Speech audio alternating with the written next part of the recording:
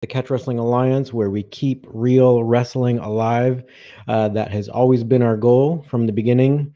We're not about like trying to pass off jujitsu or anything as catch wrestling. So even though I have a lot of experience doing jujitsu and even teaching at jujitsu academies and stuff, um, that's not what I show you here. I don't try to pass off the fake stuff. So we're all about the real thing here, and we're all about preserving the real thing. So that's always been our goal, and so hopefully you guys appreciate that. Because I like catch wrestling. I like the real thing. I think the real thing is very interesting to watch. Just like, if you guys check out our matches on this channel, on our YouTube channel. They're really some of the best, the best matches you can really find out there. So, with that being said, I guess you can tell that I like authentic catch as catch can wrestling, and so we're trying to make sure that it continues on into the future. So hopefully you guys feel the same way. Um, so with that being said, let's try to talk a little bit about the history, like what's going on, and so what are we seeing nowadays? So we'll kind of like uh, talk about what's happening nowadays, and then how it kind of uh, evolved into the situation we have now. So what's going on now is that, like, recently there's been quite a few high profile matches where we have amateur wrestlers, especially U.S. amateur wrestlers who, are Olympic quality, Olympic level amateur, like freestyle and folk style wrestlers, competing in professional no-gi grappling matches and just getting submitted. Some of them got submitted like very, very fast, less than a minute, or sometimes even like less than 30 seconds or so. So, uh, why is that? Right. Um, let's go ahead and give a little bit more of a nuanced picture. So, like, I've gone to several of the NCAA wrestling finals.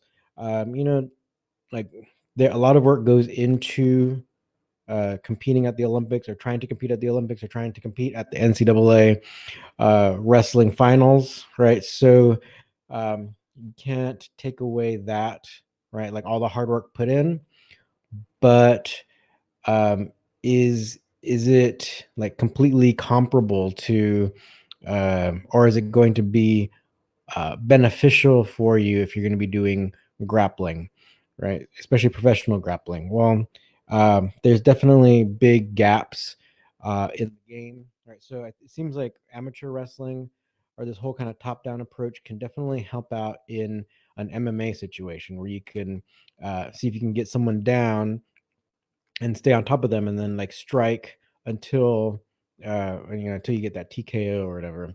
Um, so there's that, right? Because you still have wrestlers doing like much more damage, and jiu-jitsu and MMA has kind of fallen in importance. um, so especially nowadays, like MMA organizations, especially some of the larger ones, they definitely value the striker over the grappling type person who's trying to submit people. So they really want to like sell tickets, and it seems as though, especially at least in um, the American market, like Americans really enjoy seeing these knockouts, right? So maybe our audience isn't the most educated, I guess. Whereas, like, you hear a lot of the fighters talk about competing in other countries, especially countries like Japan, where they appreciate the grappling as well. They basically just appreciate the art and the hard work that the athletes have put in. So they're not necessarily like screaming out to the ref to stand them up if it goes to the ground and stays on the ground for too long. So there is that difference there. Um, but with that being said, there's a growing popularity in no-gi grappling, especially pro no-gi grappling. So we're having no-gi events like almost every weekend now. You can find them, online. Different organizations that are airing them. So But what's happening is that because that's growing, then we are seeing some amateur wrestlers getting into these matches and then like getting submitted, right? Um, so that like basically I want to kind of talk about how amateur wrestling evolved so far away from catch wrestling, because these what you have to know, if you don't know already, is like the two main amateur styles, right? At least from the United States, right? So we have the folk style and then the world style, which is freestyle. They both have their origin in catch as catch can wrestling. Freestyle used to be called amateur catch as catch can until they changed the name, which I think is kind of appropriate, but it's kind of appropriate because immediately they took out the submission holds. So they barred the submission hold, and then it was all about pins. But then they started adding points and time limits, and um, which I guess is kind of understandable in a way. So that if you have a tournament like the Olympics, that these tournaments can end in a reasonable amount of time, right? But now it's like the time limit is so short that it's almost like they just don't even want to have it, right? They'll do whatever to make sure that these events and these matches are done in the one meeting. There's no real extending of the time, right? It's very short. Um, so anyway, with that being said, is that so like because of all these rules or the addition of all these rules, that means that uh, like the way of winning changes over time, right? So they're not cognizant of submission holds because there are none, right? Which I think is the main detriment in what you're seeing in these pro grappling competitions, right? So these guys train so hard, and they're really great athletes, but because their techniques are not cognizant of submission holds, then there's that big hole, right? That's ultimately harming them, right? Not necessarily harming them where they get injured and have to get surgery or something after their grappling matches, but it's harming them in that they might be jumping into some technique or committing to a technique and then getting submitted, right? Or not knowing how to get out of a technique once, like say, like getting out of a leg lock as someone is kind of uh, like trying to put it on or trying to make it more secure, and that's a big problem. And um, so, what is my main point?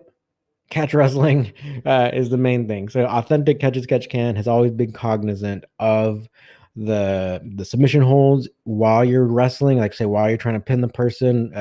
It always had leg locks.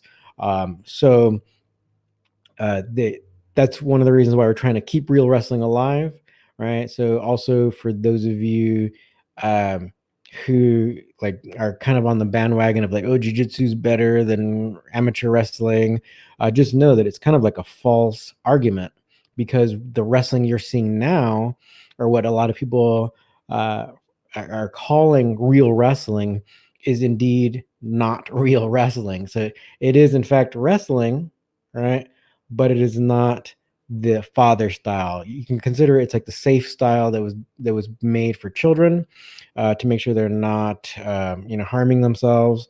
And so it's still like real, like you can learn a lot of great things about it and from it, right? A lot of great fundamentals, uh, but ultimately it's not the whole picture, right? But you get more of the whole picture, minus the striking, right, from catch as catch can wrestling. So that is like ultimately the main point that I'm trying to kind of get across here. Hopefully, whoever is watching, or or whoever's a fan of even amateur wrestling, hopefully they can kind of see that there's, if they're, especially if they're following the nogi grappling stuff, where a lot of their heroes are getting submitted and submitted quickly. That I hope that can change. But then what you're going to see, or what we're seeing, is that like um, I think because jujitsu is so dominant nowadays, it's kind of like the main. It is not kind of like, it is like the mainstream grappling style. Um, we're seeing these amateur wrestlers, instead of going to catch wrestling, since there are so few authentic catch wrestling instructors in the world, they're going to jiu-jitsu, or chances are they never even heard of catch wrestling, right? Hopefully a lot of the amateur wrestlers from Iowa have heard have heard of catch wrestling, because many of the biggest proponents of catch wrestling were from Iowa. And even the coach from University of Iowa, it was like a couple years ago, he got interviewed on ESPN, where um, like he ended up bringing up Frank Gotch and catch wrestling and stuff, really briefly, but at least like I know that he knows. I know the Brands brothers, so the coaches of like the coach and assistant coach of University of Iowa, they know about the history. But that also brings me to another point, is that a lot of people who might be aware of the history or might be in high level amateur wrestling, they're still not doing catch wrestling, and it doesn't mean that they know catch wrestling also. And so another thing that we're kind of seeing is that um, a lot of people are even commenting on some of our social media posts about like, oh, well, they're naming all these pro wrestlers as well, so these modern pro wrestlers, and they're saying that, oh, because they have some link to someone who is maybe more considered a legit catch wrestler, then they are. That means that they're almost kind of inferring that that means that anybody who does pro wrestling knows catch wrestling. That's also not true, right? And I meet more and more pro wrestlers, and I've even had one of the best pro wrestlers that I know, who's a woman whose name's Jennifer Thomas. I did have her on this channel. It was like a few years ago now, because she's done pro wrestling for the longest time. She's actually very, very excellent, and she'll tell you herself. It's like, no, you're not learning catch wrestling while you're doing pro wrestling training. And there are plenty of stories where back in the day in pro wrestling, there's different circuits, or there's different regions in pro wrestling where they would have like their own leagues and all that. And so there's history of people who didn't want to lose, even though it's predetermined and they're supposed to lose, they would still try to win. And so then it becomes like a real grappling competition. Yeah, there's a bunch of stuff like that. Doesn't necessarily mean that these people knew catch wrestling. They knew some wrestling as well, but doesn't mean that catch wrestling is alive through pro wrestling. That's just not the case. It's not true whatsoever. And so, like, just try to get that out of your mind, right? And so, the goal, or at least like the dream, would be that a lot of these amateur wrestlers, if they're willing to learn catch wrestling, then they could more better assimilate the wrestling with the grappling, with the submission holds, right? Because they already have, say, like an amateur wrestler would already have a different point of view, a different perspective, a different approach to grappling, more of that top-down approach. So if you have that top-down approach and you understand all the different ways to get submission holds from a top-down approach, catch wrestling is going to be much easier to assimilate, or much easier to transition into, as opposed to a lot of the jiu-jitsu holds, or a lot of the jiu-jitsu submissions, where a lot of people do want to be on their back, on the bottom. But we're seeing, even so, it's like yeah, there's a lot of great people who are good at getting submissions from the bottom, but then there's also a lot of instances where, say, like we even have that top coach, right, John Danaher, talking about pinning, or basically keeping that pressure on the person so you can set up your submissions, right? So basically keeping someone in place, then you can move around that pin, right? And you can set up all kinds of submission holds. So you're having the top coaches, or the top coach, the super famous coach in grappling, talking about the benefits of kind of this top-down approach. So why not look into that, instead of getting someone who is used to having a top-down approach, like an amateur wrestler who doesn't know submission holds, and then you should have them get into the same kind of top-down approach from catch wrestling in particular, or authentic catch wrestling. None of the show hold stuff, like none of the pro wrestling stuff. You really want to show stuff that's really efficient, and really you really got to know a lot of the fundamentals and like the kind of like the principles of these techniques. This whole kind of push pull type thing with a lot of our submission holds, I like that double wrist lock stuff, the even the neck crank stuff. Because I'm seeing more and more neck cranks. Like, we have like the really famous what Conor McGregor neck crank, where he submitted to Khabib in that match. It really shouldn't submit anybody. Um, and even too, like when I roll, I train every week at 10th Planet West LA here in Los Angeles. Um, I am seeing people trying to do more neck crank stuff, not necessarily because of me, but I think because you're seeing it in other matches where people are submitting to these really poorly executed neck cranks. So then if someone tries to do it on me, it's like they have to give up because they're just not doing it right. Um, so if, you know, like it's like there's a right way to do these things, and because there's so few authentic catch as catch can practitioners, then people are getting by doing things like inefficiently and less pain, right, or less accuracy.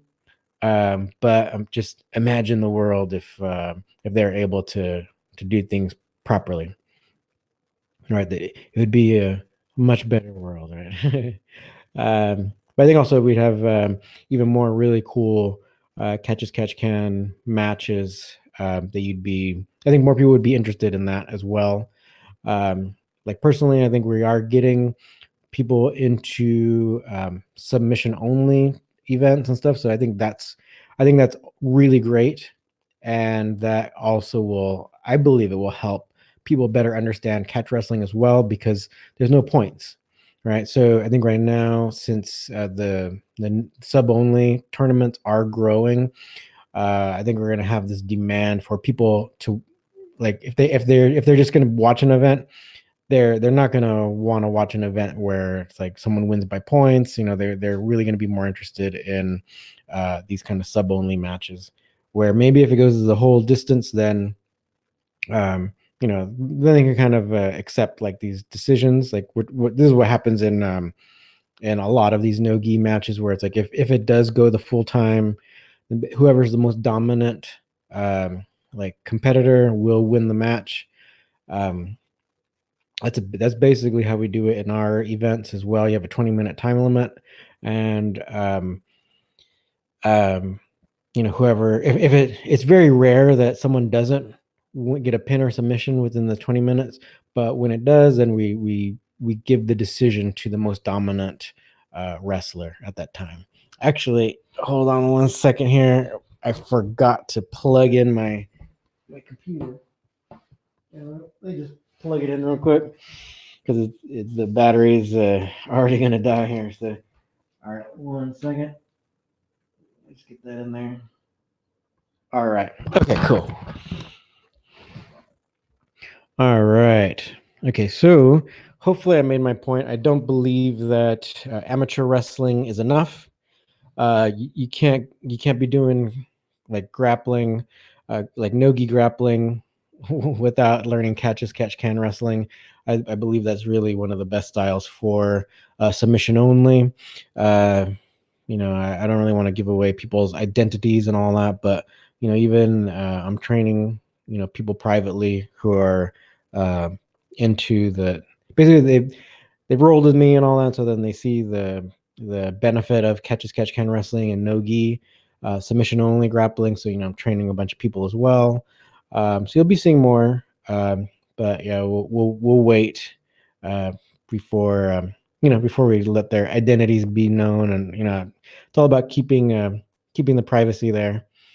Okay, let's get to some of your questions. Let me know if I was clear. I personally don't believe that amateur wrestling is enough. The thing that annoys me about amateur wrestlers is where, especially if one is really arrogant. So that's kind of what we're seeing. We're seeing a lot of arrogant amateur wrestlers just get what's coming to them, really, because I mean they think they're so great with just knowing a small sliver of what grappling is, right? And also, jujitsu knows, again, I believe perhaps maybe a bigger portion of what grappling is because of all the submission holds. Um, so since amateur wrestling, so folk style, freestyle in particular, they keep adding more and more rules. Then it's almost like they keep losing more and more of that big pie, right? So there's that. So go ahead and comment in the comment section. Let me know in the chat so I can totally see it here. So let's go and get to a couple of the comments here. All right, Thea D. Hi, catch as catch can is my favorite style of wrestling, even though I'm not trained. Every time I see amateur or Greco-Roman versus BJJ, they always out wrestle the BJJ, but leave their limbs out and expose themselves to submissions.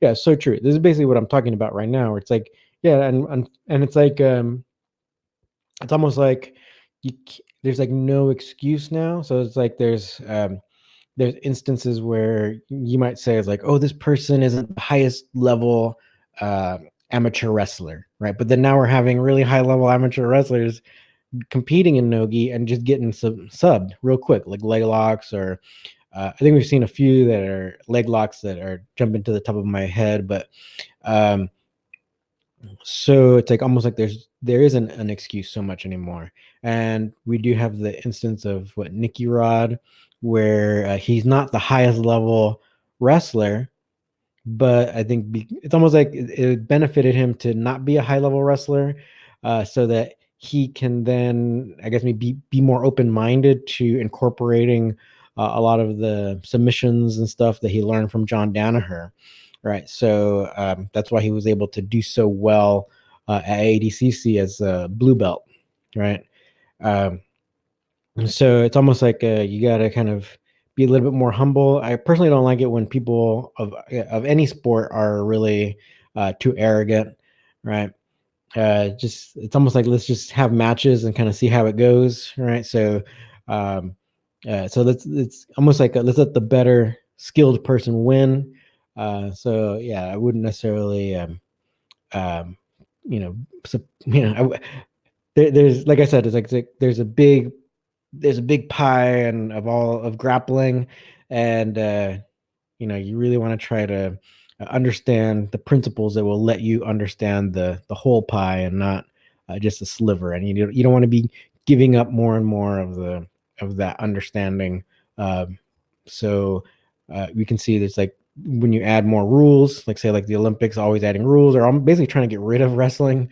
Um, so then you're going to see people who want to be competing still. They still want to represent their country. They still want to get that medal. Then they'll just be focused on those rules.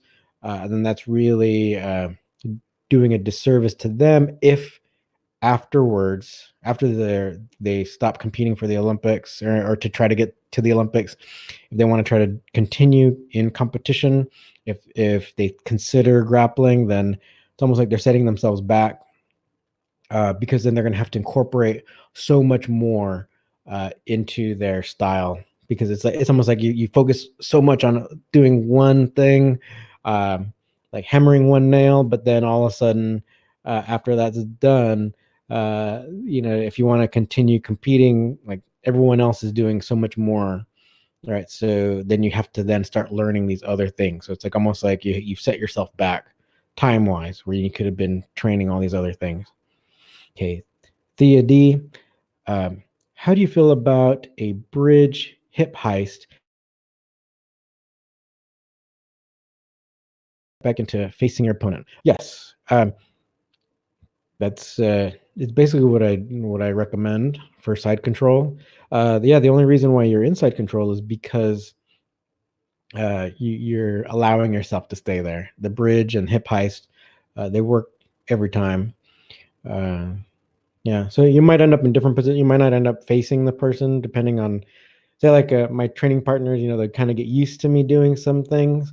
I still always get out, but maybe they'll try to counter something because they've rolled with me enough, so then they want to try to counter what I do to them. Right, so they think of all these different kinds of things, which I think is great because then it helps me to then try to counter their counter, right? So um, yeah, so it won't always be the same. Like the what you're saying, it's like you might not, depending on like the level of your partner, you might not always end up in that same position, but it's still really one of the best escapes for side control. Blanche Ramirez, thank you for your perspective and history of Catch as Catch Can. You're very welcome. Thank you for watching. Thea D, how is Catch as Catch Can different from amateur besides submissions? Like how the wrestling fundamentals are different, like an approach to takedowns. So an approach to takedowns basically leaves you like it doesn't necessarily leave you open to the choke like a lot of the amateur styles do. There's a lot of different approaches that I don't know if we can kind of like see it, like, or let me see how I'm trying to think of a way to describe it. It's like ultimately um, you still are kind of thinking of the pin, but you realize that there's so many other submission holds and there's so many other vulnerabilities that you could have that could leave you open to submission holds that you take into consideration as you approach the your opponent, right? So I think that's a good way to talk about it. Um, because so say like in amateur wrestling, since there's points as well, the catch wrestling doesn't have points. And if you go to, if there's someone trying to put points in catch wrestling, just please laugh in their face and don't support them because that's just ridiculous. Because you see what will happen is what happened with freestyle and folk style, where it's like if you add points, then you'll get people gaming the system, right?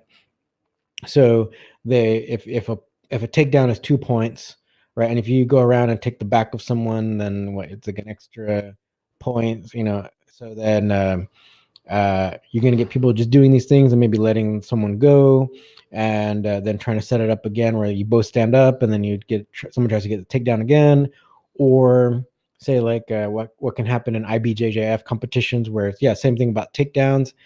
There's been some even high level black belt competitions where it's like if someone gets a takedown right at the beginning and then they stall the whole time, right? They just basically try to push the other person off, push the person off, kind of run away and kind of engage minimally or just all defense, right? Just maybe protecting yourself and having your arms crossed at your neck and then not allowing the person to get some kind of submission hold or whatever. But you're not really the aggressor as well. You were just the aggressor that one split second when you got the takedown, you got the points. Was happened to actually one of the black belts that I know. He lost a match because of that, because the person just got the takedown right at the beginning and then just cruised and like just like I said, like they just kind of like sealed up and really did nothing for the rest of the time, right, until the time was up, and then they won by points. So you're going to see these types of things happen with point systems. Right. Doesn't mean that people don't try to game the system when there's sub only or pin or submission only. But I think it's still better than having a point system because it's just ridiculous. Like you'll have people talk about like losing only by 1 point, or even in IBJJF where they talk about advantages where it's like you might be tied in points and then someone maybe did a little thing that they consider to show that they had a little bit more of an advantage over their opponent. And just imagine losing to not even a point, right? It's just an advantage. It's just like a something that they believe showed that you had an advantage over your opponent.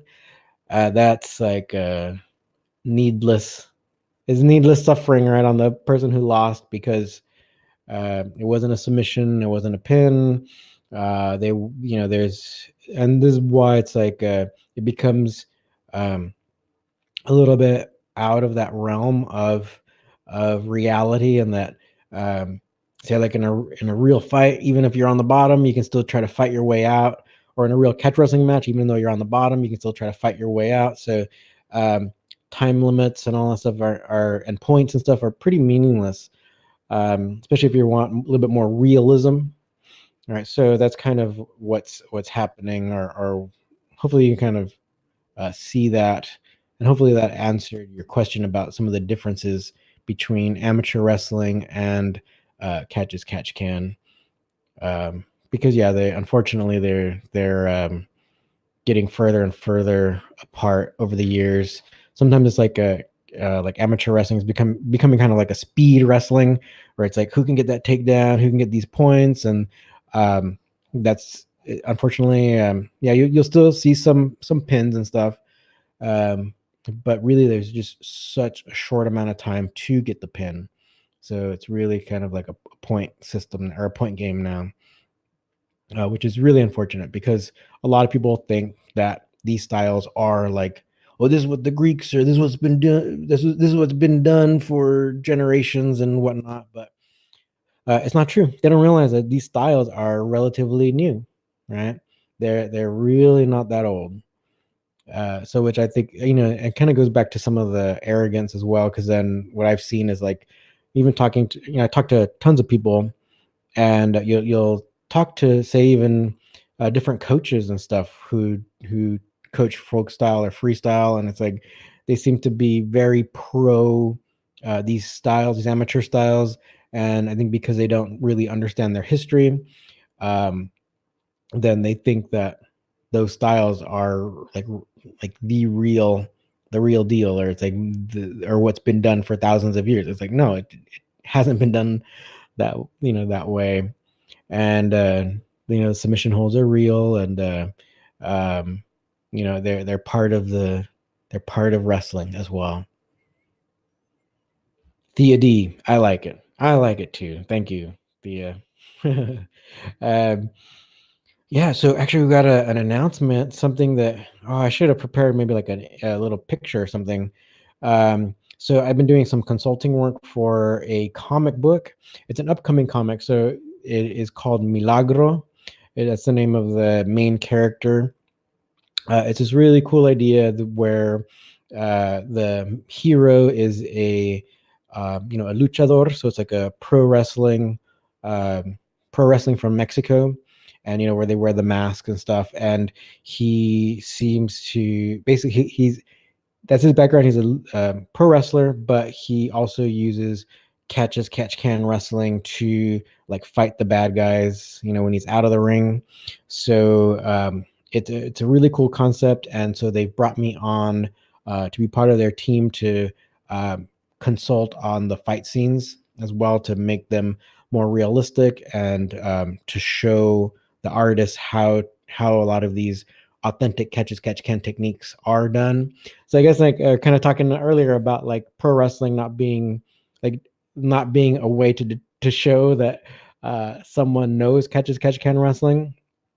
All right, but in this case, this character knows the real thing and just happens to. And this is kind of what happened though too. Like right in the early 1900s, when professional wrestling was going the way it did, to where where a lot of, like, nowadays all the matches are predetermined. Um, so when it was going that way, then there were a lot of authentic, or legit wrestlers who were in there, and they had to learn. They had to learn pro wrestling. They had to learn to go along and kind of make things look more interesting, even though it wasn't realistic. So you had real people doing the predetermined stuff. So in a way, this is the main character named Milagro, or Milagro. I don't I don't know how you would pronounce it with the non-accent, but it's a real cool name.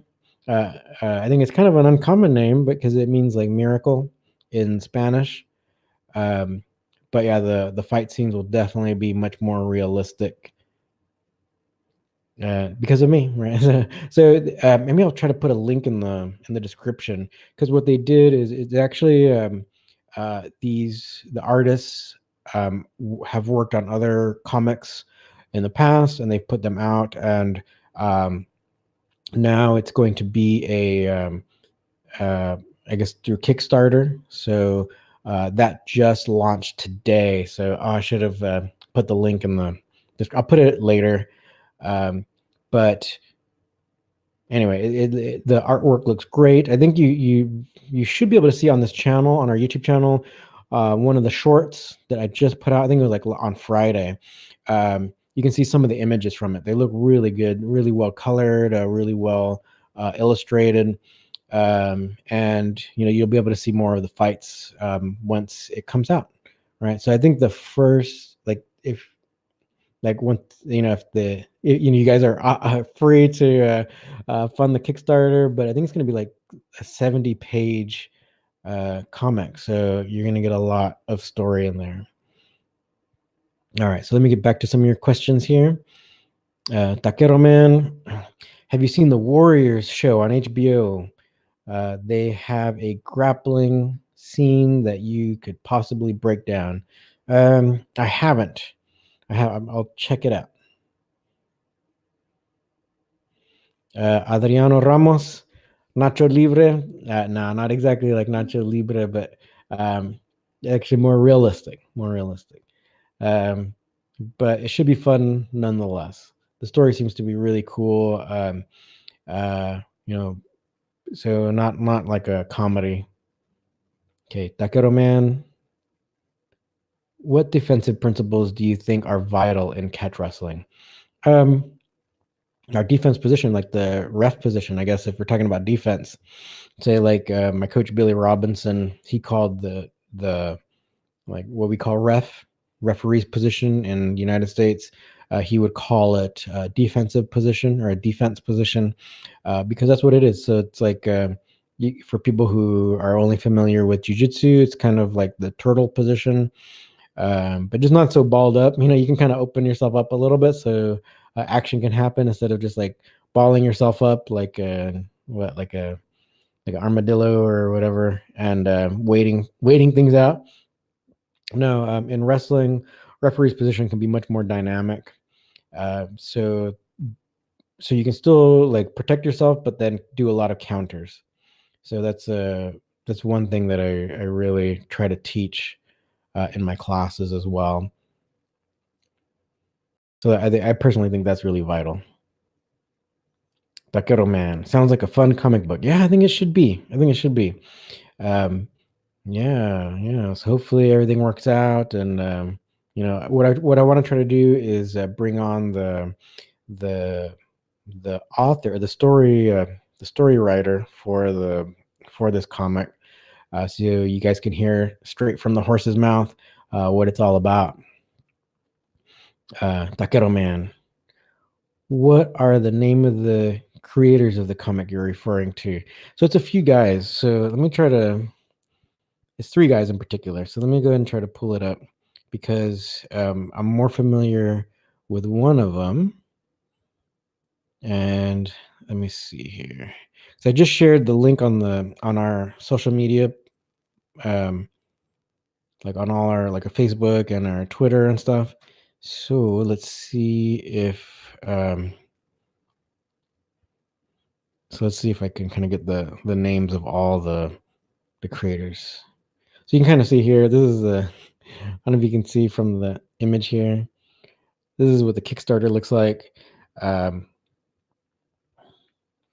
Matt Strackbean is one of the artists.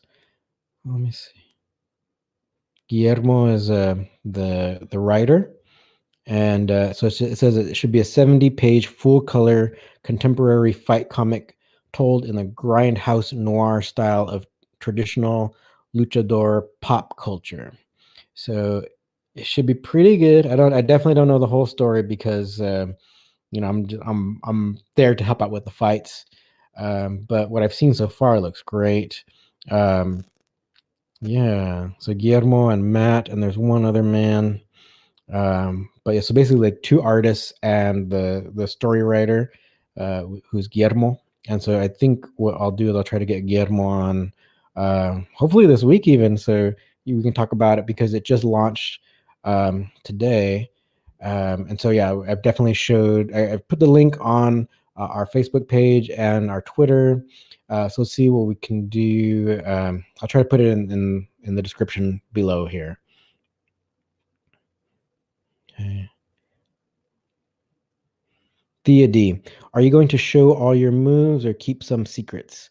Um, I don't know. We showed actually like on our YouTube channel, we've have like hundreds of videos, so we've shown a lot of moves.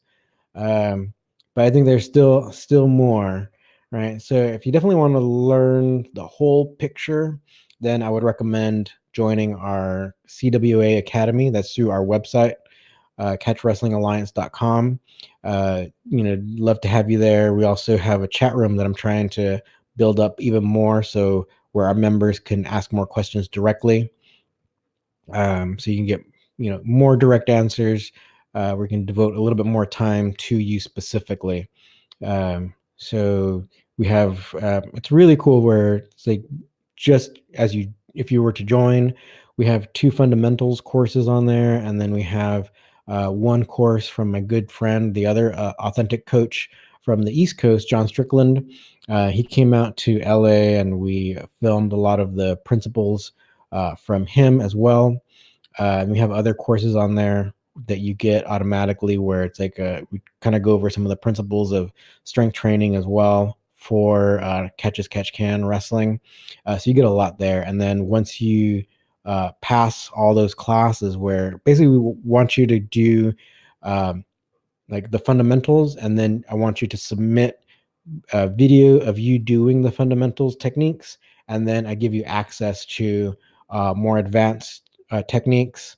And then once you practice and you kind of show me that you're proficient in all these, then you'll get access to even more advanced techniques, because there's certain principles again. So it's like you might have say you take for example um, say a really famous technique like say John Smith's low single technique. If you I don't know if I don't know if that's gonna be it's one of my favorite techniques, but hopefully you guys can kind of picture that. But say like if you do, we'll just say you do a takedown, a single leg takedown.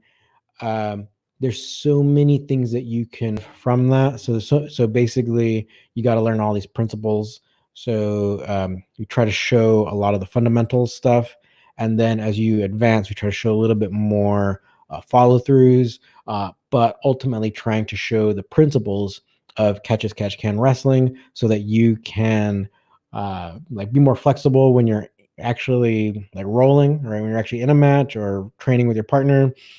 So that I think, like I mentioned earlier, where it's like even though you're inside control and you might bridge out, like if someone's really savvy or they've rolled with you several times, and they might try to counter you a certain way or different ways. All that stuff's good, but so then you got to have to try to keep the principles in your mind, so that you can then use those principles when you encounter something that you're not expecting, right? So that's kind of the way I like to teach. That's kind of what you would expect from our course, and you can always ask questions in our chat room as well. All right. Taquero Man 91. What are some good learning strategies and concepts that we can get from amateur wrestling? Uh, Staying off your back. That's one of the best things. You can still learn some stuff from jiu-jitsu, but you'll definitely be better off if you stay off your back. I mean, we are seeing some highlight stuff where it's like, well, recently what's been circulating around online is like that buggy choke.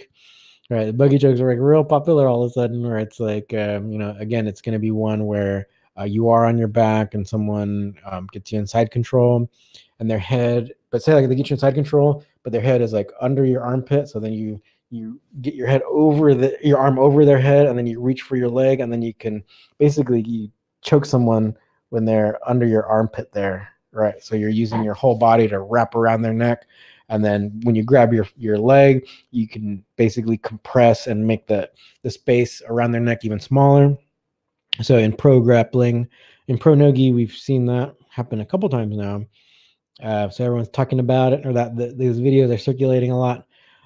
So there's some things like that, but um, ultimately, you want to be the one who dictates everything. So being on top really allows you to do that. Okay. How do you take notes and study various tutorials and matches when it comes to grappling and martial arts? It's because I know the fundamentals and the principles of catch as catch can wrestling, so I don't I don't really take notes. It's just does someone do things from my understanding, from my perspective, and if not, is that working for them? And if it is, why is it working for them? Or why usually in my opinion I see like it's obviously not working for them, but there's like say there's different trends and stuff, so people fall for all these different trends, and then it might not be the best thing, it might not be the most sound techniques, but you know people fall for trends all the time. Okay, let me see.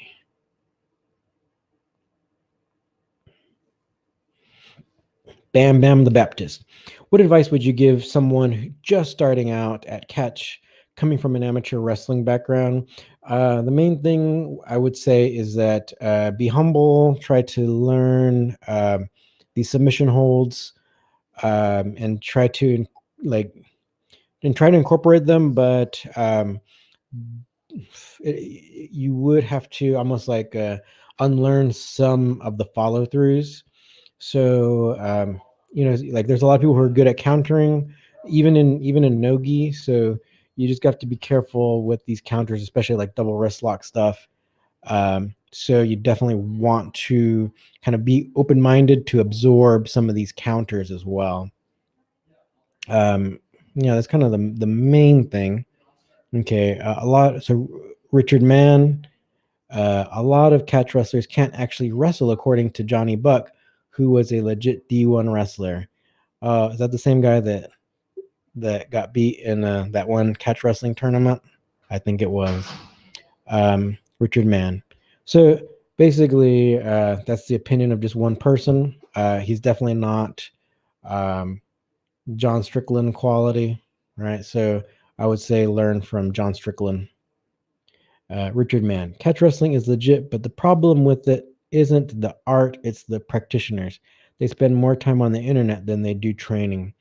Uh, yeah, I think kind of what happens is, and what I've heard is that we have a lot of people where they saw an opportunity to sell things. So like I kind of was talking about earlier about trends and stuff. So it's like even in jujitsu, you see a lot of these people. All of a sudden, they'll make their DVD or whatever, and then they'll try to say, "Oh, this is uh, a new technique or a new way to submit somebody or a new system or whatever." So that happens even with, and it happened a lot. Also with catch wrestling, where it's like they try to package it somehow, and then you get people not necessarily. It's, with the case of wrestling, because amateur wrestling is all over the place and it's free in schools and stuff, so that a lot of people don't like they don't necessarily want to pay for wrestling. So then a lot of the stuff gets marketed to people from other styles, maybe even kickboxing styles or karate stuff like that, where you can kind of sell it as like a quick way to learn all these kinds of submissions and beat all the jiu-jitsu people or whatever. um, so that's never a way to become proficient, and you know it's not like a there's no quick fix, right? So um, yeah, Richard, I think you know there's a lot of history kind of supporting what you're saying, where it's like you know, so we see it in jiu-jitsu as well. You probably see it in other styles, but since I'm more into grappling, you know, I'm seeing it more where people kind of you know, they make up their thing, they make up their system where they try to make it seem like a some technique you're just like you're missing from your game, and it will whatever like elevate you or whatever. So whatever kind of advertising gimmick they use, um, uh, it'll make people like kind of take the easy way out, right? Or like the easy way to then think that they know that they how to beat everybody. Oh, I've seen it a lot actually in self defense. This happens a lot in self defense because I've seen this many times over the years where people will sell like their deluxe DVD thing, and like you can beat any man on the street just by learning my fundamental like three technique whatever, and they sell, you know. um but then like yeah, so maybe the people who buy these things aren't necessarily going to be the ones in the gym training, rolling with all kinds of people from different styles and whatnot. Um, yeah, Thea D. I like the I like his low single. Are you talking about my low single or John Smith? That's good. Now John Smith, definitely the. Well, that's why a lot of people even call it the John Smith, right? Because yeah, he's the one that really brought that technique to prominence. Also, he's super nice guy. Had a chance to talk with him.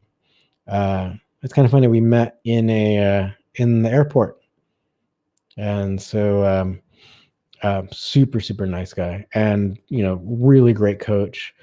Can't recommend his program enough. Even though that's the thing, because he actually knows a lot about the history. He's a big history buff, and so showed him some submission holds and stuff, and he really liked all of that. So I think he'd be more open to these incorporating a lot of these things into his style, right?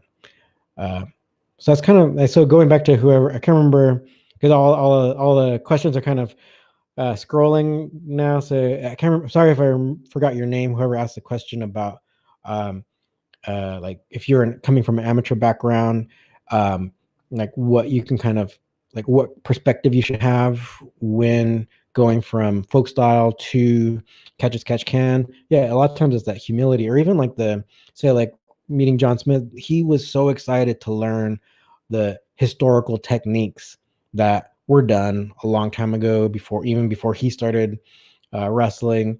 So it's almost like yeah, if you can look at it like kind of like a child and um, with wonder almost, right? So then I think if you kind of look at it that way, then it'll probably be easier to remember, right? If this is like if you're thinking like, whoa, this is cool, I want to, I'm excited to learn this, then or excited to see what can be done from these types of holds and stuff. Um, I think that will get you into becoming an authentic catch wrestler. I can give you an example of one of my students who is a national champion judo practitioner, black belt, national champion black belt judo practitioner. And what I noticed, since more and more judo people are coming to learn from me, they tend to stand a little bit more upright, a little bit less like wrestling, but the more like over the years he transitioned into becoming more like wrestling like, right? And so I think that was like his attitude. Like he had a really good attitude, so even though he was excellent and like a national champion, he came in kind of like humble and actually excited to learn all these really different ways of doing things. So I've interviewed him before. I'm gonna try to do it again, because I like all your guys' questions. So, um, so you guys seem interested. So let's try to keep your interest going, right? Keep that wonderment going. Let me see. I guess you guys have asked a lot of questions here. Let me see where were we? Taquero man, how important is hip mobility and grappling? What exercises or drills do you do to improve your hip mobility? Yeah, stretching. If you do yoga or whatever, or stretch after you finish your workout. That's usually the best time because all your muscles are warmed up and they're ready to be more effectively stretched. So if you can hold your stretch for at least 30 seconds to a minute, that will be perfect, especially after you just finish your workout. Takeru, man, if you were able to create the perfect catch wrestler, which three practitioners would you emulate to create the ultimate catch wrestler? I don't know. I don't know. There are a lot of cool things. Yeah, I don't know. I'd have to think about that one. Robot jocks. Do you think it's important to roll without pins sometimes? Um, uh, you can roll without marking the pins, like without having like a ref, like, or even like, if you roll and you kind of keep it where it's like, yeah, you like, I'm holding you down for 2 seconds or whatever. That's totally fine. But I would want you to keep the pins in mind because that's kind of like I mentioned earlier, where John Danaher is even talking about the the pin being really beneficial for you to set up your submission holds. So think that way.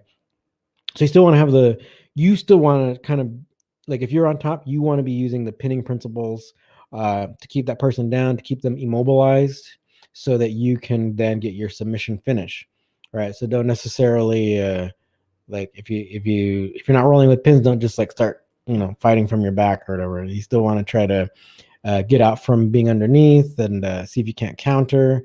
Um, try to be cognizant of the pins and staying off your back. At least that's my opinion. That's my um Taquero man, this is a good question. What are your thoughts on seeking out different coaches when it comes to grappling? Um Really don't.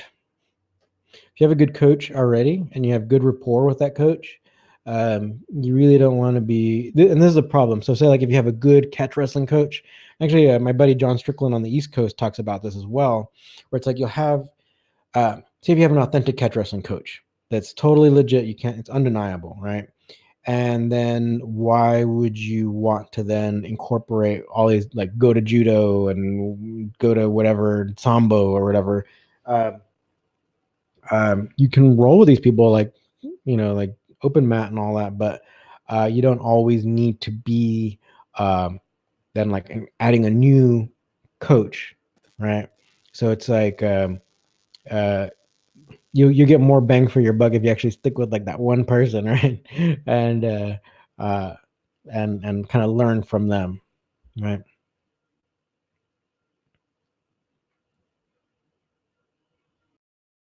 Will we get to Takeru Man? Will we get more catch wrestling videos soon? Uh, yeah, I guess. Is there anything in particular you guys want to see? Just let me know. Which non-catch wrestling techniques have you implemented into your game from other grappling styles? Um, I don't. If I roll a 10th planet, then sometimes I'll use some of their like lockdown stuff, but I don't necessarily use that when I'm in the class where I teach catch wrestling.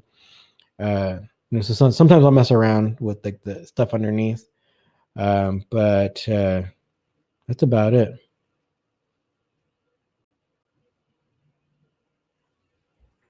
Uh, Let me see what's going on. Is there some drama going on in the so I think I said last time, like, I don't work with Jake Shannon, like, so yeah, we do completely different things. So John Strickland is an authentic coach that I work with. We work together. So that should be it. Bam Bam the Baptist. Do you think educating more amateur wrestlers about the history and origins of the sport would help catch wrestling grow? Um, yes and no. But I think it'll be like, say, if you teach like 100 people about their history, you'll still you'll still get a low amount of people, but you'll still get some, right? So the education is really, really important, right? Um, yeah. So Bam Bam, like, I'm really happy that you've so you said that you came from a amateur background and then you're getting into catch wrestling. That's great. So it's like, it sounds like you already have the good mindset, right? Adriano Ramos, is a Wigan Gravet a common submission in catch? What is your bread and butter submission? The Gravet, or we call it the front face lock. Yes, very common. It's a great technique. Um, I personally like, a lot of double wrist lock stuff. So, yeah, but I mean, yeah, if you can get a neck crank, I think I talked about it earlier today, where it's like, if you know how to do a neck crank well, you'll get the submission, right? But I think a lot of people aren't quite there yet. So, but people are tapping to these. And we did a video on it like a while back where, um, like, we showed you like what's kind of happening when someone doesn't do the neck crank well. and even they still get the submission, right? But then how to improve it, right? Thea D, it's exciting that you met and taught him. How was your catch hand fighting different from his? It's just Thea is talking about John Smith. We didn't really we didn't have a match or anything, but yeah, like of a lot of these amateur coaches, um, his style is really really cool. Like there's a lot of great things about like his approach to wrestling. Um, so he's I think he's also kind of like where he gets into the match where it's like he has more of an attacking style as well. Um, but yeah, ultimately it's like he has to kind of abide by the rules, so he'll be doing things that will uh, kind of go according to the rules. Taquero man, what inspired you to begin training catch wrestling? The main thing was like I had done a lot of grappling styles and kickboxing as well. And when I would go to jujitsu classes, it just didn't seem to fit the like kind of my understanding of grappling, where I did have a lot of top down approach since I was doing Chinese kickboxing. They have a lot of takedowns from standing, right? So like catching a lot of kicks and countering with slams or takedowns. A lot of times when I would take jujitsu classes, it was like you both were sitting down or whatever or on your knees, so it wasn't quite like what I I understood. So then I had to like search and research if there was something else, because also then like amateur styles. So at this time I was at UCLA, like, and at the gym there we had a lot of like different teachers there teaching all different types of martial art styles, which I think is great because um, how rare is that where it's like at one place you have all these different martial art styles being taught. It's awesome, right? Um, so I had a chance to try out a lot of different things, and except catch wrestling. That's like what wasn't there. But we also had amateur wrestling, so kind of got a chance to roll with some of these people. But again, yeah, there was I still wanted some of that submission, um, submissions included. So eventually, through the kind of researching, I discovered like catch as catch can. Oh man, you guys are asking a lot of questions. I guess. Hold on, let me pull this back. John Danaher pointed out the weakness in BJJ. Uh, what are catch wrestling weaknesses? So this is a question from Robot Jocks. Um, uh, Catch wrestling has none. Just kidding. I wouldn't say necessarily weaknesses, but I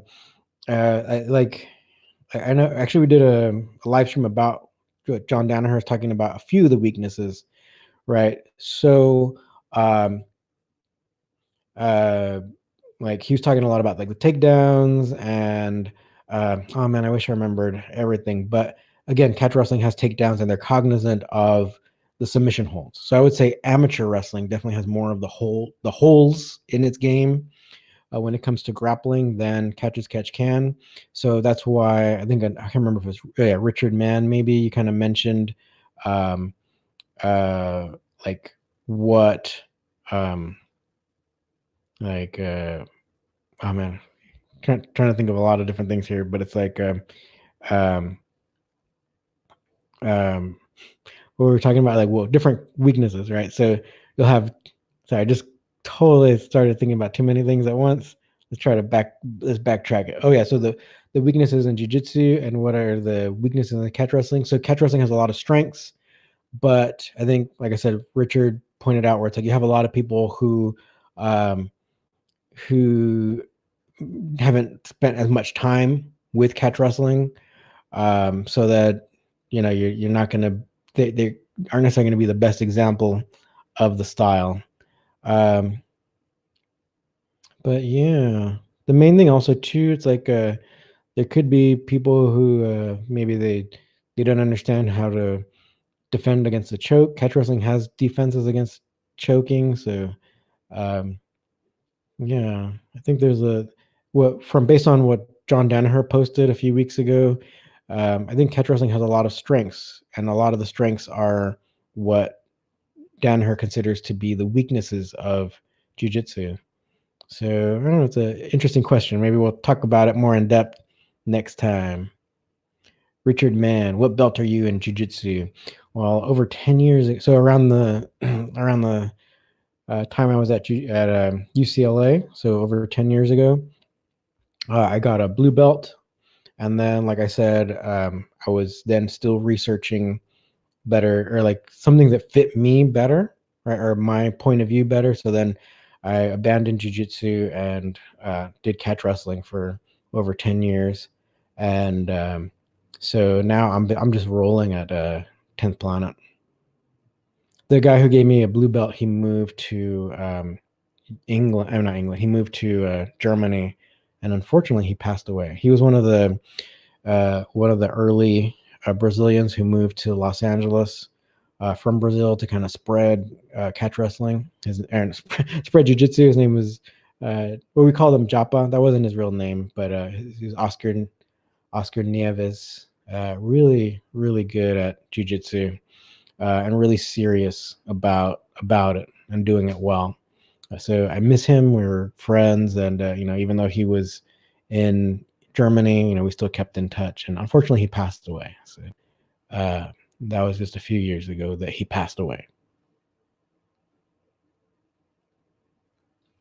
Robot Jocks. Hulk Hogan hit a gravit on Richard Belzer on live TV to prove pro wrestling was legit. Oh, yes, I saw that on. You can find that on YouTube as well.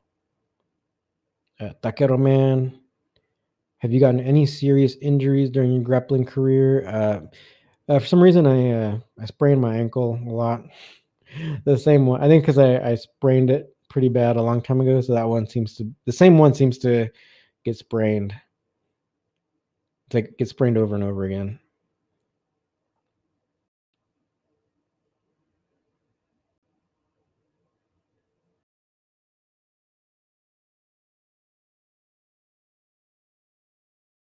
All right. So people asking about different organizations and people that we don't work with. There's usually like like we try to, like our logo or our slogan is like keep real wrestling alive. So we try to promote and work with people who we feel are the most authentic in catch as catch can. So hopefully that answers your guys' question. All right. I think we got through all of your questions. So if you guys can stop asking questions, please stop asking questions right now, so I can rest my brain for a little bit. I answered a lot. It's over an hour now, so but yeah, actually, go ahead and if you have any more questions, feel free to ask. But also, you guys brought up a lot of great ideas, a lot of great questions and stuff. So go ahead and keep on asking. If there's anything you want to learn more about, you can put it in the comments after we're done. Just know we're also like this will go up soon on our podcast, so you can listen to it on wherever you get podcasts from. We're also on Twitch, so we're trying to be more accessible for everybody. So you should be able to feel free to ask us questions on any of our social media, any of the platforms where we stream. Just let us know, and then so you can join CWA Academy if you want to learn. We also are doing the consultation for the fights in the Milagro comic, so you can check out their Kickstarter. We posted about that on our Twitter and our Facebook as well. You can also support us on YouTube. So say if you don't really want to learn become a catch wrestler, you can also support us through our YouTube channel as well. There are memberships there, or you can just support by giving a small donation. But we also have on our YouTube channel more videos. So there's different tiers. So we have on the medium tier, you can get access to lots of other videos that we have there for you. So we usually have different things that we've done. So like in Iowa, we did this really cool presentation for the like in the park where Frank Gotch used to train. So we did a demonstration there for the people who live in that town of Humboldt, Iowa. And Frank Gotch's home was, a few blocks away. It was really, really historic, really cool. So there's a bunch of videos like that on there. I showed some endings, so some submission endings that were different from the main video that we put on the main channel. So there's a bunch of different things there. All right. So let me see any more questions. Yeah, so okay. Robot jocks, do more videos with my female students. They're amazing. Okay, yeah, yeah. Ultimately, we do need more women doing the sport. So yeah, if any women want to train or want to learn, please do it. Taquero Man, any upcoming catch wrestling events? Yeah, we're working on that as well. Thea D, can you do a toe hold with your feet instead of hands? And do you like it? A toe hold with my feet. I think it just depends on the leverage. You can kind of break someone's ankle over your foot or your leg or whatever. You can. It doesn't have to be that figure four position. Okay, so we'll go ahead and sign off now. I think I've been talking for a while, so I'm just gonna chill out my voice and my brain. Okay, so thank you very much for watching, but feel free to comment, to continue commenting. Thank you very much.